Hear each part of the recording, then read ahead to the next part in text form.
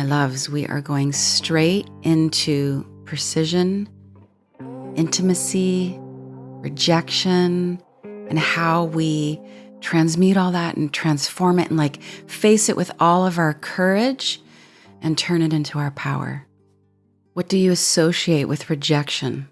What's the antidote to rejection? What does liberation mean to you? These are the highlights, the big questions, and hopefully some answers that came from one of our heart-centered membership life track workshops. It's one of my favorite things that I do the first Thursday of every month with people who are committed to good heart-centered living and group love. You ready?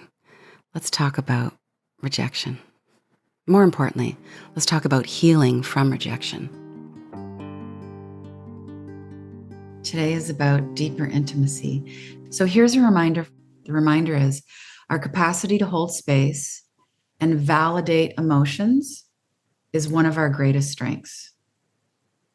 Your capacity to be with what's happening in the subconscious self, your emotionality, super happy, happy, super sad, sad, sad, angry, angry, angry, to hold that and stay centered, to not wig out, is one of your greatest strengths. You do that more for yourself, you can do that more for other people. You'll be the calm in the storm. You'll be the parent in the room. You'll be the leader, the heart-centered leader.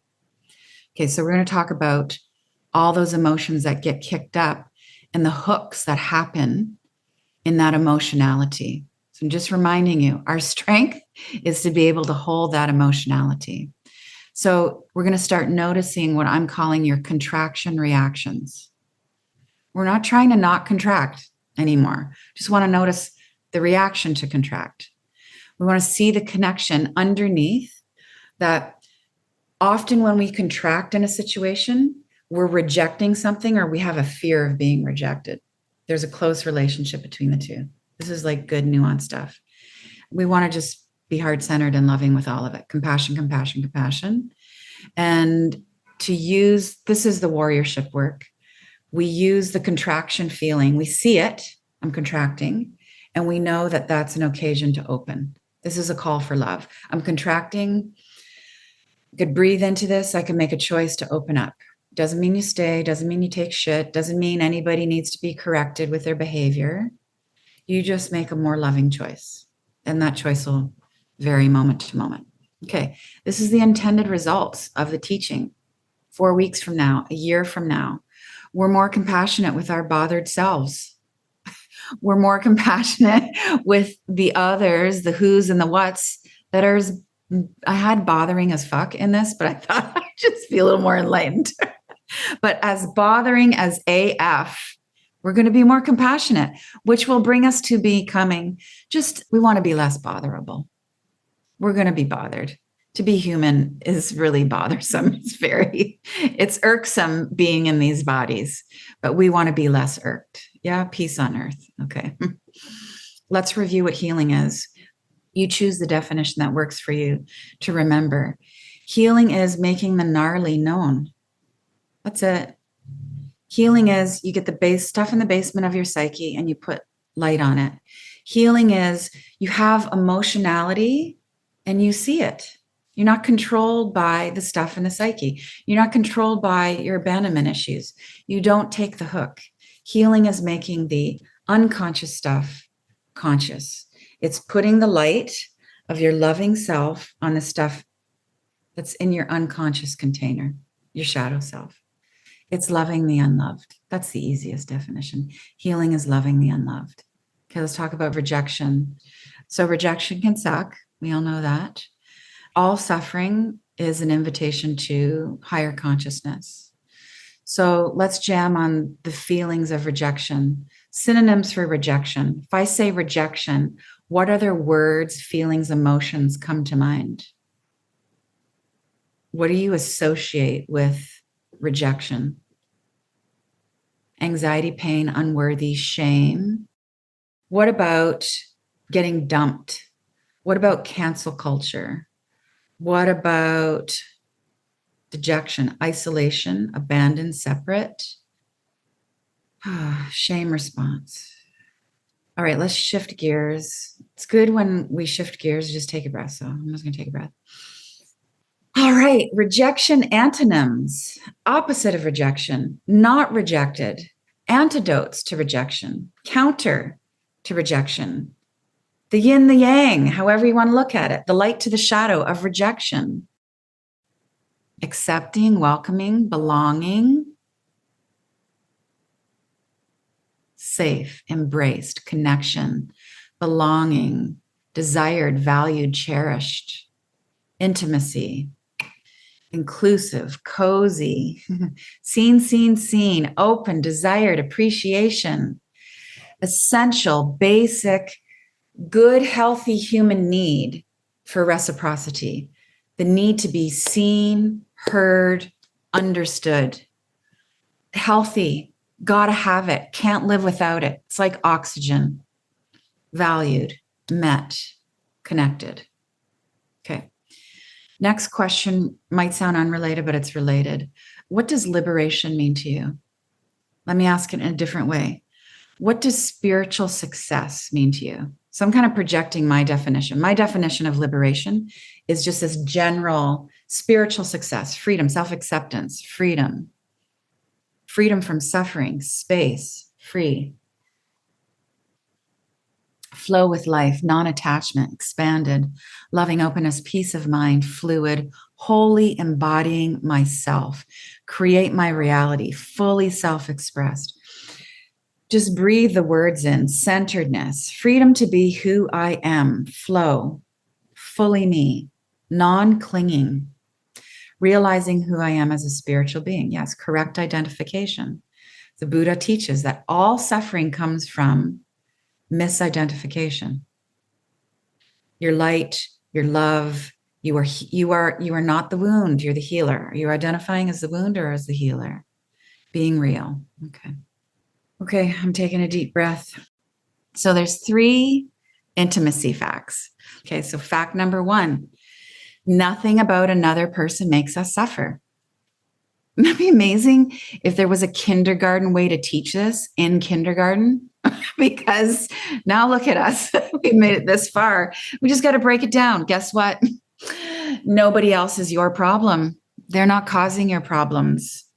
Yes, I know people pain in the ass and all these things. And there are times in our life when we are legit victimized, legit at the receiving end of all different kinds of neglect and abuse, and sometimes just evil. But there's a choice in suffering. It's like Alan Watts, my favorite Zen Buddhist teachers. There will always be suffering. The trick is to not suffer over the suffering. There will always be things to reject and be rejected by. The trick is to not move into the hook. We will contract. Don't let it take you down. So nothing about someone else's thoughts, speech, or actions creates our suffering. This is a VS quote. The other person is an energetic projection of our subconscious mind. I mean, this is big stuff to wrap our hearts and heads around. So we won't go too far down that, but we are all making this up. We might be real. There might be 7, 13, how many billions of us? Maybe we're all real individuals, but how we perceive each other it's all smoke and mirrors. So this isn't a formal question, but you might want to make a note for yourself or do this on the side. Who have we blamed for our suffering?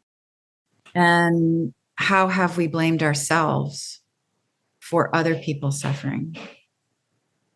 The people we broke up with or we let go in some capacity, we blamed ourselves for their suffering. I just heard about someone who took their life because their corporation, they had a difficulty with their work environment.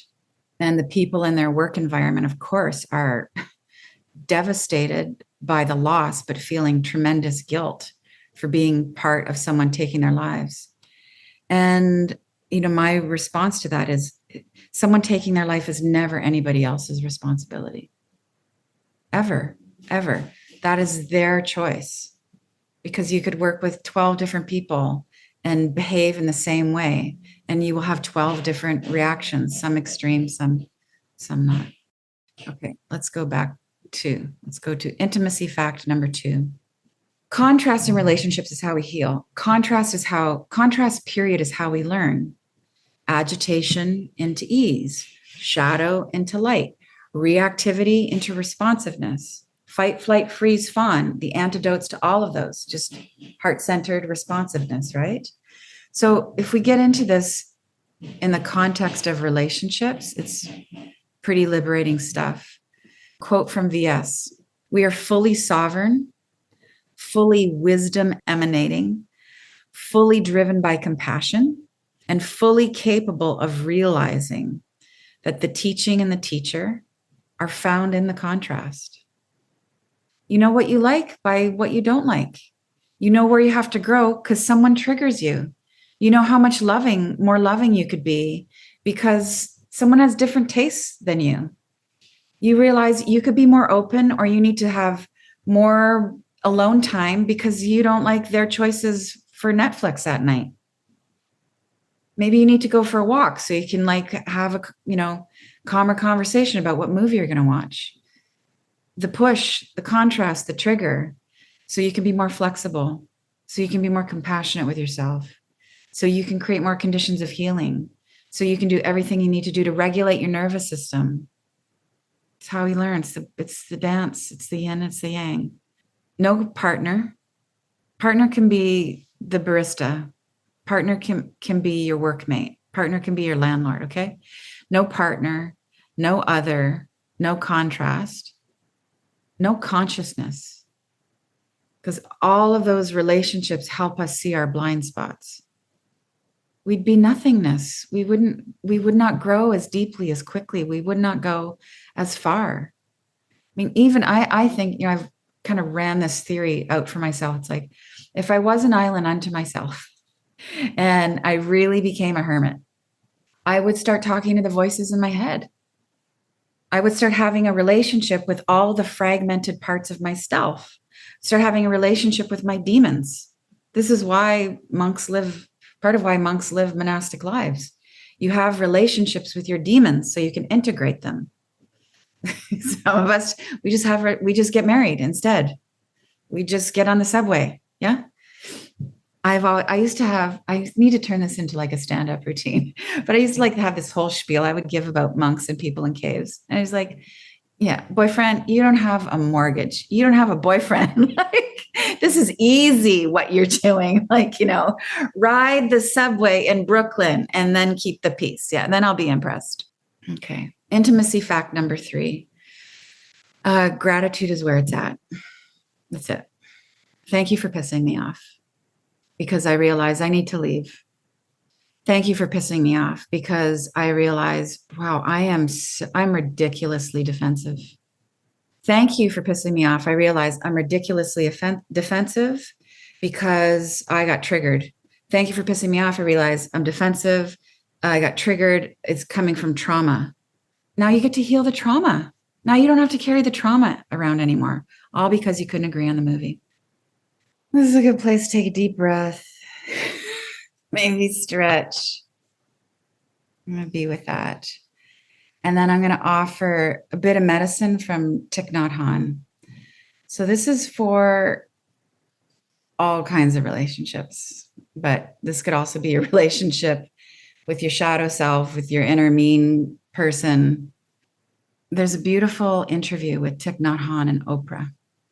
And he calls these mantras, 4 mantras, to help you navigate conflict.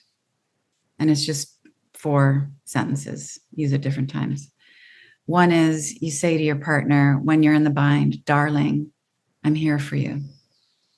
Darling, I'm here for you. What if you offered this to your inner child? I'm here for you. Darling, I know you are there. This is how he puts it. This is about recognizing someone else's presence. He said, when you do this with a woman, she will bloom like a flower because you have recognized her existence. Men bloom like flowers too, and so do inner children. So does the shadow stuff. Soften. The rage. What if you said this to your rage? Darling, I know you are there. Your rage calms down. This is you being your heart. Rage comes in to that heart healing space, all those rainbow colored frequencies. I see you. I'm not denying you. You are not my Shenpa. When somebody else is suffering, darling, I know you're suffering, and that is why I'm here for you. This is such a powerful second sentence here. I'm here because you're suffering. I'm here to help you heal. That's why we incarnate. That's why we're in relationship. And then when you suffer, and when, specifically we believe that the other person has caused our suffering, it's an admission and a cry for help, maybe, depending how you look at it. Darling, I suffer. And I am trying my best. Darling, I suffer. I'm trying my best. Well, as I'm sure you know, because life is life, there's always more rejection where that came from, which means there's always more healing and intimacy and expansion. And if this has been healing in any way whatsoever, if you've got a friend who's struggling with the questions around spiritual success and healing after abandonment, please press forward, leave a review, do your thing. We light up the algorithm. I will be here with you next Wednesday. With love, Danielle.